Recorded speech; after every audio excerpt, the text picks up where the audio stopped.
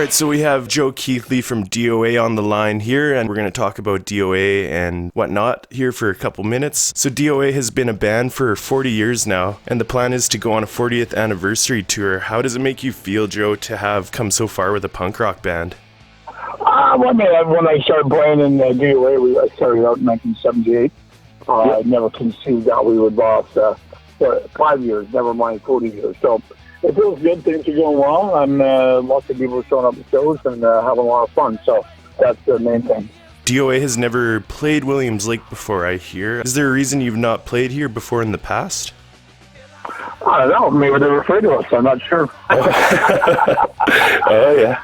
But it should be a blast. It just, the opportunity never arrives. It's not like we wouldn't play, but it's just like we didn't know anybody in Williams Lake. Now we know you. So that makes sense. Our town is looking forward to having you. Any message to the people of Williams Lake before playing here for the first time?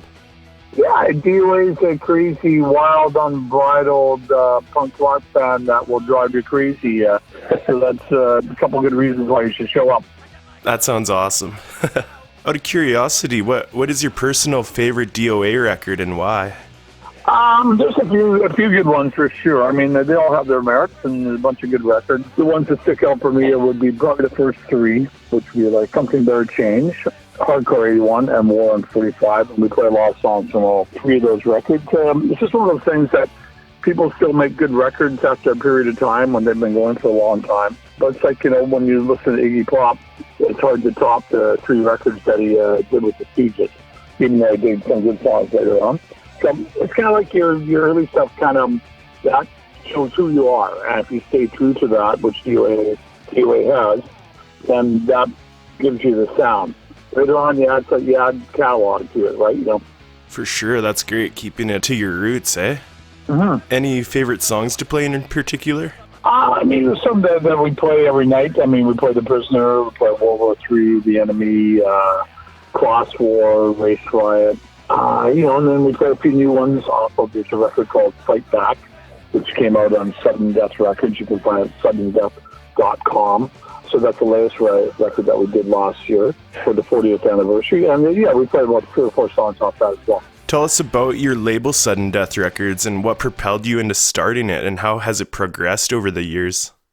Yeah, I mean, so those means of putting out DOA records, like singles and stuff like that in the really early days. I did about 5 or 6 singles. And then the label started in earnest about 1999, so we've been going like 20 years as a full-on label. It was really kind of just a mini kind of self-distribution network before, but we have like 100 records at suddendeath.com. Oh, wow. Obviously not all DOA, but there's a ton of bands, from the 26 to the Real Mackenzie to DOA to the Damned. So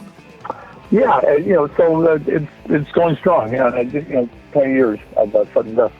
Cool. Tell us a little bit about your political position in the Lower Mainland. You've been highly involved for quite some time now. Yeah, I mean, I've always been an environmentalist, and I ran for the Greens a few times in some provincial elections. I ran for city council in my hometown of Burnaby, and I got elected last October, so I've been a city councilor for the last 6 months, and we're doing good on the climate change. Somebody knows that we have to fight against climate change, and I'm trying to bring our city to net zero by the year 2030. I know that's probably not possible all across Canada, but I think we have to set our goals on that.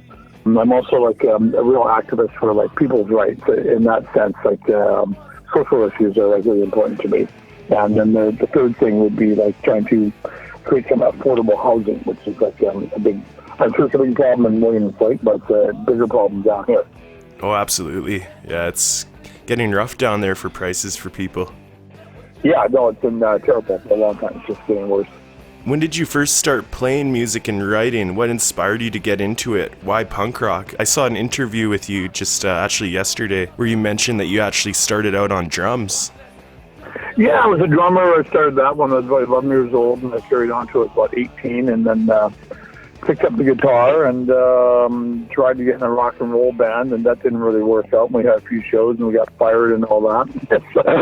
We were really young, really inexperienced, and we played a show in Merritt, BC, between Hope and Kamloops, right? And the guy hated us, and the crowd hated us, and then we came back, started a punk rock band in 1977 called the Skulls, and that lasted for about 6 months, and then I started DOA in February 1978. Yeah, it's like one of those things. So I've been playing guitar now for like good 40 years type thing. So yeah, and never looked back, I guess, eh? Well, I mean, some things I look back at I could have done differently. Yeah, nice. Didn't do anything perfectly, but we just, DOA was always really original, really adventurous. Always had a line on being one of Canada's premier protest bands, which I would say we still are. And yeah, that's kind of kept us going. The politics, the humor, the fun of the whole thing. And I liked the fact that punk rock was a really good way to express yourself. And there was no sort of boundaries. And that's kind of what attracted me to that in the first place. Definitely. That's why I love punk rock too, so I can agree. And I guess you probably don't have any regrets for rolling those Led Zeppelin records down the hill, do you? Yeah, when I got into punk rock, I was about 21 or 20. Yeah. The used to, because I grew up on Burry Mountain, where the Kinder Morgan tank farm is, right? And but it's quite a steep hill, and the guy up there used to take the singles and roll them down the hill. Because he thought it was funny. As soon as the single wasn't a hit anymore, he'd take a 7-inch vinyl record and roll it down the hill. So I thought about that when I got into punk rock, and I took my old Led Zeppelin and Deep Purple records from when I was a teenager, and I rolled them down the hill and laughed. I think a car ran over them and broke them into pieces type thing. But, Sounds like a good way to get into punk rock. Yeah, let go of the old. Ditch the hair rock and get into punk rock, right? So, yeah. If you had to pick, what would you say is your favorite place or places to play in the world? I think we've had some phenomenal shows in Italy. Italy, really fun. Like lots of people, like big shows. Cool. 5,000 people showing up and stuff like that. And, wow. Just to see DOA and crazy fun people there. And so Italy's been pretty good. The UK's always been like really good for us, and parts of Germany, and California's always been like. California's like my home away from home. I've probably played down there like, I don't know, like 200 or 300 times at least, right? So, wow. So that's always fun. I've got tons of friends down there, and I love the weather. It's great. We usually try and go down in November, get away from the rain in Vancouver type thing. So, what's it like to play in front of your hometown Vancouver compared to elsewhere? I find that the hometown shows are the worst.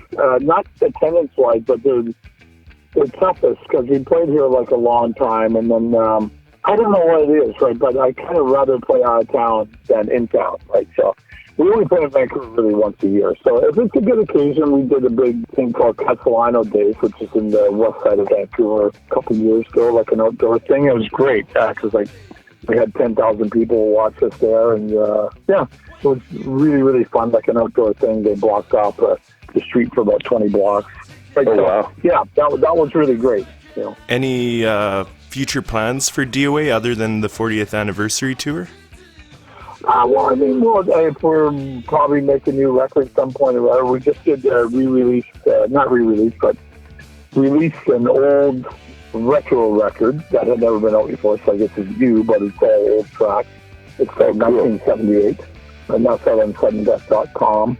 And that was really fun. So it's 21 tracks that are either you could never find before or are super hard to find, right? So like really raw stuff on demos and early singles and stuff like that. So that was really fun to put together, right? And kind of a tribute to a bunch of my old buddies that were in DOA that aren't around anymore, have passed away in the last few years, right? So then it's kind of unfortunately, a really steady stream of a few people not making it farther on this earth. But so that was a nice thing to put out as a tribute to those guys. Oh, definitely. Brad and Randy and Dave and all that stuff. I noticed the book that Chris Walter wrote about Randy Rampage. Yeah, Randy just left us it's coming up a year now, so it was August 2018, right? So he had a heart attack. And sorry for your loss, too. Yeah, no, that's unfortunately it happens, but he was one of the kind that broke the mold when he made that band, that's for sure. Any last words for the listeners and your fans out there? Hey, you know what? I think coming out to the Limelight on Thursday night, July 11th, I believe. It should be a crazy time with your band and mine, and yeah, it should be really good. Good thing. We'll probably get some old friends show up that used to live in Vancouver, but now live up in the woods there, or live in Williams Lake, that type of thing. Awesome. Yeah, we're super looking forward to having you here. I'm sure it's going to be a blast. Yeah, it should be really good. Cool. All right. Well, thanks a lot, Joe, for everything. And yeah, we'll see you there. Okay. Thanks, Evan.